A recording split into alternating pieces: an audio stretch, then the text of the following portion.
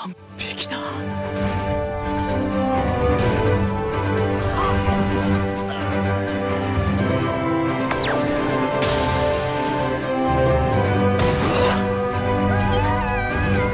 やりたいことリスト一つ達成。最高だね。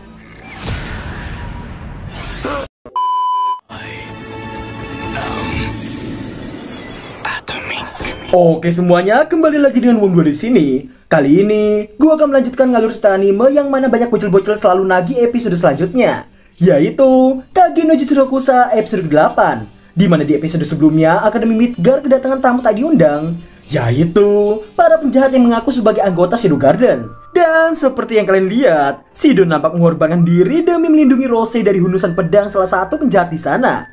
Bagaimanakah kelanjutannya? Ya, daripada penasaran lagi sampai membuat kalian ngehalu nikah sama Gama, seperti biasanya, jika kalian suka dengan video ini, support aja dengan menekan tombol subscribe dan like di bawah.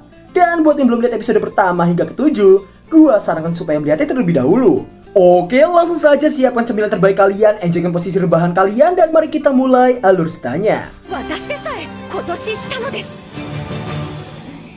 Cerita dibuka dengan sedikit rekapan dari episode sebelumnya, yang mana terlihatlah sesuatu seperti barrier sihir tengah menyelimuti Akademi Midgar.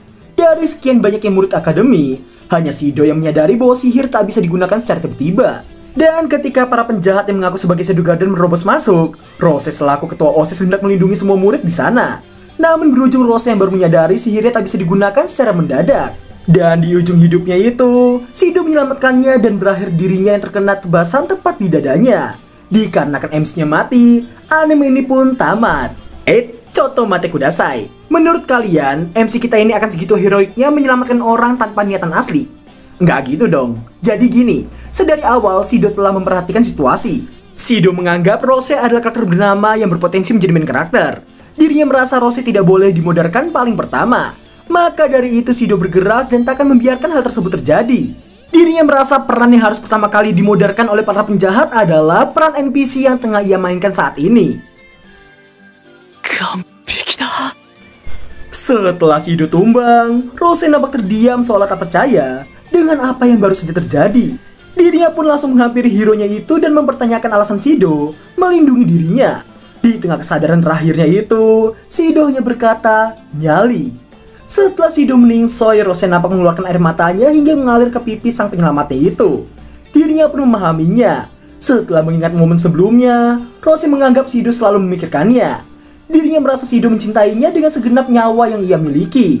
Di tengah rasa sedihnya itu, salah seorang penjahat menodongkan pedangnya ke arah Rose. Mereka semua diminta untuk pergi ke gedung auditorium.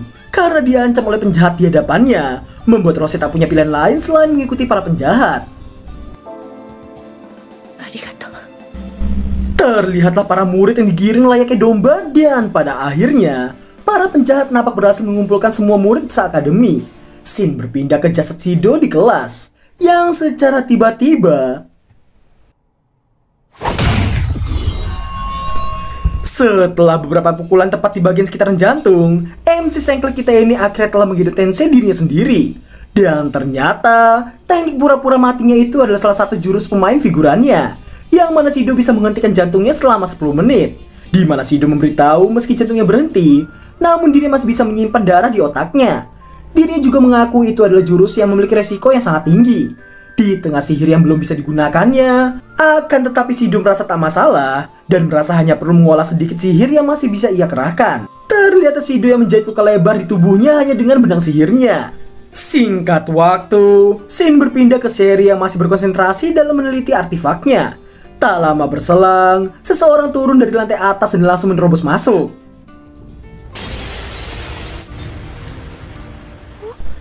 Hal tersebut tentu saja membuat seri refleks mundur sembari sempat mengambil artefaknya. Orang yang nampak seperti bajak laut itu mengaku sebagai anggota Shadow Garden. Akan tetapi, karena IQ-nya yang masih jongkok, membuat yang mengingat mungkin nama yang benar adalah Shadow Guardian.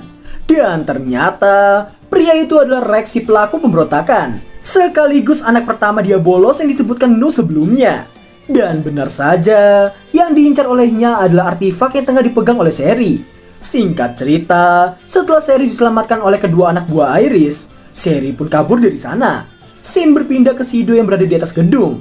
yang mana Shido tengah melihat semua situasi yang terjadi. Setelah melihat semuanya yang sudah sesuai ekspektasi, dirinya merasa telah melaksanakan salah satu daftar hal yang ingin ia lakukan. Meski telah sesuai apa yang diinginkannya, Shido menganggap para penjahat seharusnya bisa seoriginal mungkin, yang mana Shido menganggap mereka tidak punya estetika, karena menggunakan seragam hitam pekat di siang bolong akan dianggap sebagai orang kampungan. Bagi Shido, jika hendak menggunakan mantel panjang hitam, seharusnya dipakai di malam hari. Tak lama berselang, dengan sangat santainya, Shido nampak menembak layaknya seorang sniper, dan dirinya berniat mengulur waktu hingga malam hari nanti. Ketika Shido mengamati bagian dalam gedung, dirinya mendapati loli rambut merah jambu tengah berlari dengan penuh celah di koridor. Shido pun baru menyadari loli itu adalah Seri. Shido menganggap meski berniat hati-hati, namun Seri tetap ketahuan oleh salah seorang penjahat di sana. Setelah membantunya, Shido nampak berdiri dengan gagahnya di atas gedung tertinggi di sana. Dirinya berniat membuat klimaks yang paling stylish untuk kemunculannya nanti. Setelah tersenyum, Shido nampak terjun payung dan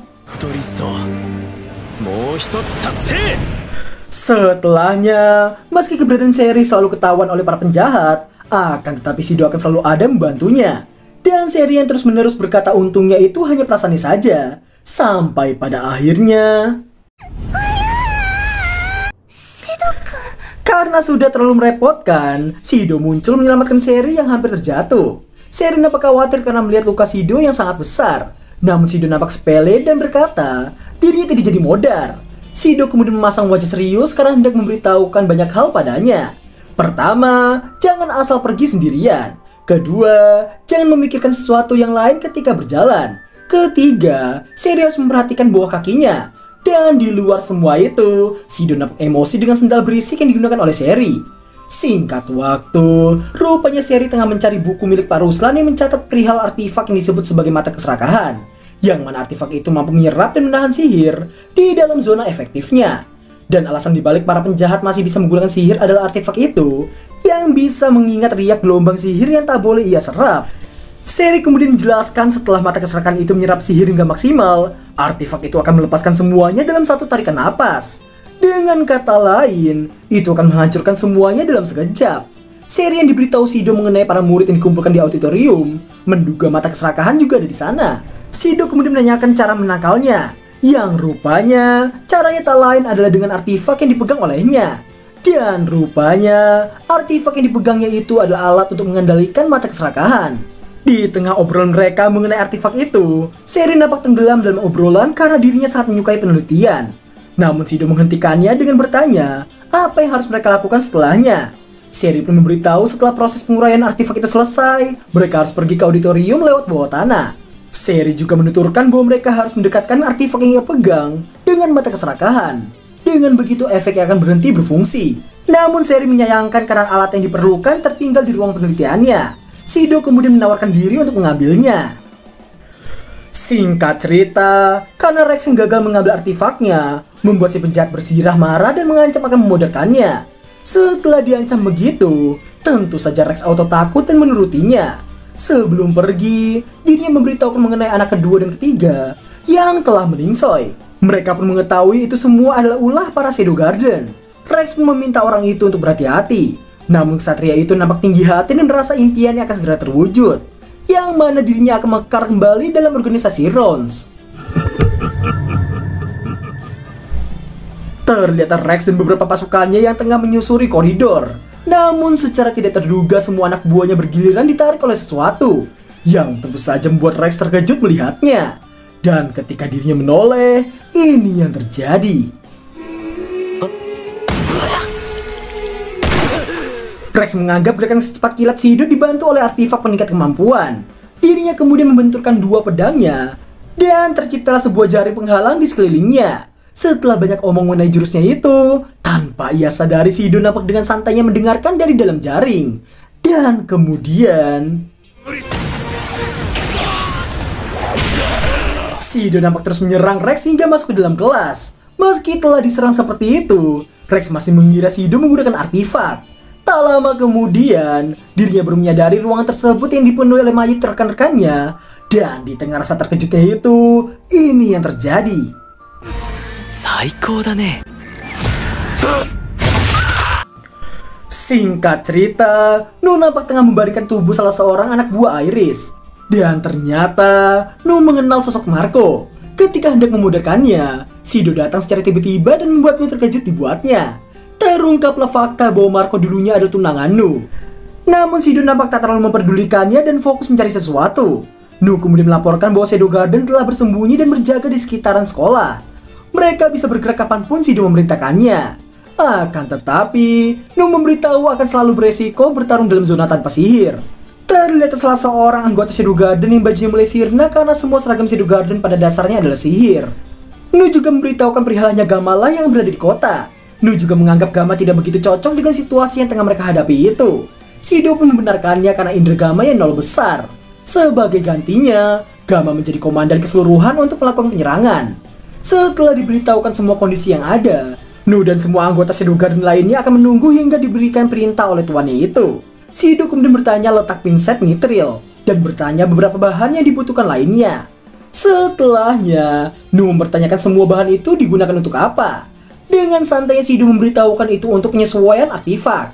Sontak saja membuat Nu terkejut karena mengira tuannya itu mengetahui ilmu yang sangat tinggi seperti itu. Shido kemudian mengcopy kata-kata yang diberitahukan oleh seri sebelumnya. Mendengar penjelasan tuannya itu, membuat Nu terkejut sekaligus kagum dibuatnya. Shido kemudian memberitahukan bahwa penguraiannya itu akan selesai sebelum matahari terbenam. Nu kemudian hendak memberitahukan kepada semua anggota Shadow Garden lainnya untuk siap bergerak. Terlihat semua anggota Shadow Garden yang telah bersiap di atap gedung auditorium, dengan salah seorang anggota yang menyamar dan memberikan kode dari dalam. Terlihat pula Rose yang masih bersedih dengan apa yang baru saja dialaminya. Dan Kesatria Diabolos yang juga nampak telah bersiap. Di posisi Shido, dirinya nampak tengah menjaga sosok seri yang masih menguraikan sihir yang ada di dalam artefak tersebut.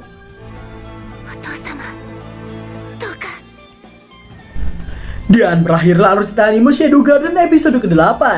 Yah, mungkin gua akan memberikan sedikit komentar untuk episode kali ini. Nah, gua mau tanya nih, sejak kapan MC suatu anime membuat diri terbunuh dengan menghentikan jantung selama 10 menit?